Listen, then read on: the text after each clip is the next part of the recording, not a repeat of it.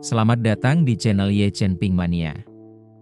Terima kasih kepada Tuan Rahim Awang dan Tuan M. Ridwan yang sudah berlangganan di channel Ye Chen Ping Mania. Semoga dilancarkan rezekinya dan diberikan umur panjang yang penuh keberkahan. Terima kasih kepada semuanya yang sudah like dan subscribe. Semoga selalu diberikan kesehatan dan kesuksesan.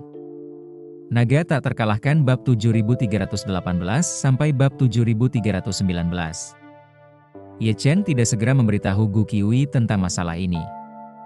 Setelah tiba di Yanjing dengan pesawat bersama Tavana, dia juga tidak meninggalkan bandara bersamanya. Dia sudah memberitahu Chen Zekai bahwa dia akan kembali ke Yanjing dan menginap di rumah keluarga Ye malam ini. Jadi Chen Zekai sudah menunggu di bandara cukup lama. Ketika pesawat mendarat di Yanjing, untuk melindungi privasi Tavana, bandara telah mengatur agar pesawat diparkir di tempat parkir terpencil. Saat ini, 2 mobil VIP sedang menunggu di sana, satu untuk Ye Chen dan satu untuk Tavana. Saat Ye Chen dan Tavana berjalan bersama di dalam pesawat, Chen Zekai sudah berdiri di luar mobil, menunggu. Ye Chen menoleh ke Tavana dan berkata, "Manfaatkan 2 hari ini untuk beristirahat dan mempersiapkan penampilanmu. Jika ada berita pasti dari Nona Gu, aku akan memberitahumu." "Dimengerti, Tuan Ye." Tavana mengangguk dengan hormat, memperhatikan Ye Chen masuk ke mobilnya sebelum dia memasuki mobil lainnya. Di dalam mobil, Chen Zekai bertanya dengan heran, "Tuan muda, bagaimana Anda bisa datang ke Yanjing bersama Tavana?" Ye Chen tersenyum dan berkata, "Saat ini saya adalah konsultan Feng Shui-nya. Karena dia datang ke sini untuk sebuah konser, saya memanfaatkan kesempatan ini untuk datang berkunjung juga." Chen Zekai mengangguk dan berkata, "Tuan sedang menunggumu di rumah." "Baiklah," Ye Chen mengangguk. "Ayo kita pergi menemui kakek dulu." Belum lama ini Ye Chen terakhir kali bertemu dengan kepala keluarga Ye. Belum lama ini, saat acara peluncuran Changi Motors, lelaki tua itu pergi ke Jinling. Namun, bagi Ye Chen, sekarang setelah dia berdamai dengan lelaki tua itu, hal pertama yang akan dia lakukan begitu kembali ke Yanjing adalah mengunjunginya. Saat Ye Chen dalam perjalanan kembali ke rumah keluarga Ye, Tavana bertemu dengan timnya, dan kelompok tersebut menuju ke Hotel Yanjing Buckingham, tempat mereka akan menginap. Ketika Ye Chen tiba di taman keluarga Ye, lelaki tua itu telah menunggu beberapa waktu. Melihat Ye Chen, dia segera melangkah maju dan berkata sambil tersenyum, "Chen Er, mengapa kamu tiba-tiba memutuskan untuk kembali?" Ye Chen menyapanya dan menjelaskan situasinya secara singkat. Orang tua itu akhirnya mengerti dan mendesah, "Chen Er, kamu selalu seperti ini. Tidak pantas untuk terus mencari alasan kepada Nona Xiao. Apakah kamu tidak berpikir untuk mencari waktu yang tepat untuk mengatakan yang sebenarnya kepadanya?" Ye Chen menggelengkan kepalanya dan berkata, "Aku belum memikirkannya. Temperamen Curan berbeda dari kebanyakan gadis, dia lembut di luar tetapi berkemauan keras di dalam. Dia tidak keberatan bahwa aku miskin atau tidak berbakat, tetapi dia paling takut ditipu. Jika aku memberitahu dia tentang hal-hal ini, dia tidak akan memaafkanku." Ye Zhongquan tersenyum dan berkata, "Itu hanya angan-anganmu.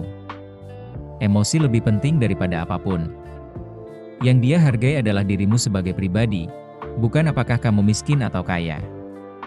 Aku hanya bertambah tua, dan aku ingin melihatmu kembali ke kehidupan keluarga yang normal lebih cepat, melakukan percakapan yang terbuka dan jujur dengan Nona Xiao, menyelesaikan kesalahpahaman, dan kemudian memiliki beberapa anak."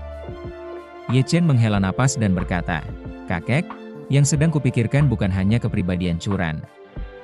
Ada juga bahaya tersembunyi di balik semua ini." Ye Zhongquan menuntunnya untuk duduk di ruang tamu dan bertanya dengan khawatir, "Apakah kamu masih khawatir tentang masyarakat Poking?"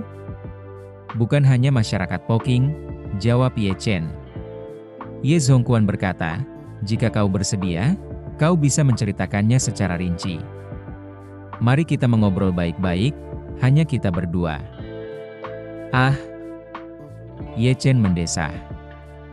"Jangan bicara tentang perkumpulan Poking untuk saat ini. Kakek pasti sudah mendengar tentang kepribadian dan perilaku mertuaku." Ye Zhongquan mengangguk dan mendesah, "Aku sudah lama mendengarnya. Terutama ibu mertuamu, dia benar-benar sosok yang luar biasa. Bibimu, yang dimanja sepanjang hidupnya, Hanya pernah dikalahkan oleh 2 orang, kamu dan ibu mertuamu.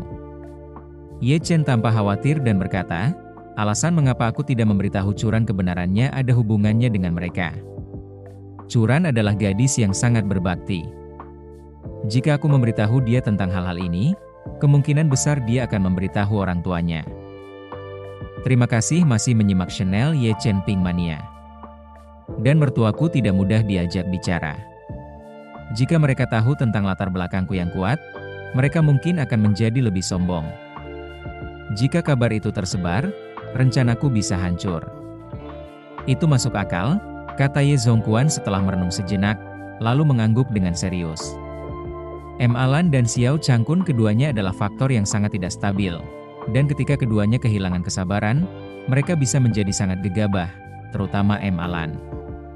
Memikirkan hal ini, Ye Zongquan juga merasa sedikit melankolis. Dia menghela napas dan berkata, Chen Er, dari generasi ayahmu, dia adalah satu-satunya pilar keluarga Ye. Di generasimu, hanya kamu. Dan di generasi berikutnya, aku yakin hanya kamu yang bisa menghasilkan keturunan yang luar biasa seperti kamu dan ayahmu. Jadi, kamu tidak bisa terus menunda masalah memiliki anak. Entah kau akan jujur pada Nona Xiao atau tidak dalam jangka pendek, kau harus menjadikan punya anak sebagai prioritas utamamu. Ye Chen mengangguk dan berkata, apa yang kakek katakan masuk akal. Aku akan mempertimbangkan masalah ini dengan saksama. Namun, menurutku masih terlalu dini untuk punya anak sekarang. Aku belum membalaskan dendamku pada Wu Feiyan. Kalau aku punya anak sekarang dan sesuatu terjadi padaku, kalau aku berakhir seperti ayahku, meninggal tiba-tiba, apa yang akan terjadi pada anakku? Apakah aku harus menyembunyikannya dan menunggunya dewasa untuk membalaskan dendamku? Ye Zongquan terdiam lama sekali, matanya agak merah.